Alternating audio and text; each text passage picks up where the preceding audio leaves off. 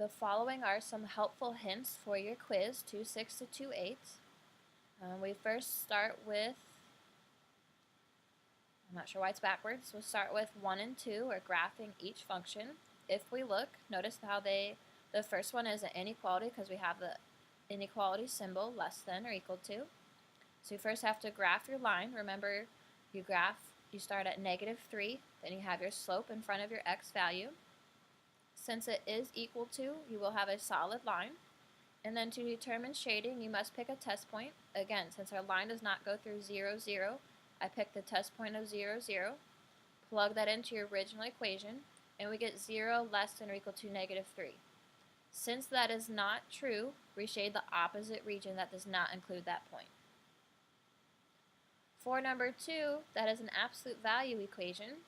Again, notice how we move our vertex to 2, 1, since we subtracted inside our absolute value and added on the outside. So our vertex is at 2, 1, which makes our axis of symmetry x equals 2. And then we look to plot the rest of our points. Put that over 1 for our slope, so we go up 2 over 1, up 2 over 1, and you must do that on both sides. And we don't have to shade or worry about that because it's not an inequality. Next, moving on to 3 and 4, we're graphing each pair of functions. So if we look, f of x equals x minus 1, that is our line, so graph that line. Start at -1, our slope is 1 over 1, and we go up 1 over 1, up 1 over 1, and then we graph g of x. We start at -5, up 1 over 1, up 1 over 1. So again, these are just two separate lines. No need to get them confused. Don't combine them together. Graph them each separately. And then we look at our transformation. What did we do when we started f of x to go to g of x? So if we count on this line here, we went 1, 2, 3, 4. We went down 4, so our transformation is 4. Same thing for number 4. Graph your two lines separately. If you notice, f of x is above g of x, so our transformation, we're going down again, so it'll be down 2. Then we flip it over to the back, and we have to write a function rule for each function reflected in the given axis. So if we look at 5, it's a reflection in the y-axis. So again, that means we change our x values. So we just switch wherever we see an x, we switch that sign. So since it is negative, it will now become positive. And then for 6, whenever we reflect in the x-axis, we change both signs of our function. So we have +3 becomes -3x, -1 becomes +1. 7 and 8, we have to write a transformation given this line, y equals x.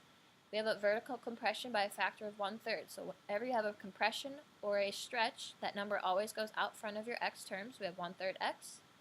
And then it's translated up 4 units. So we add or subtract numbers at the end whenever it's translated. For 8, again, we have y equals x. We have a vertical stretch of 3, so that number goes out front of x. And it's down 2 units, so we subtract 2. 9 and 10, these are easy. Remember, we're identifying vertex, axis of symmetry, and transformations. Again, our vertex normally starts at 0, 0. Since it is inside our absolute value, we move our x value, and we take the opposite sign. So we have -4, 0.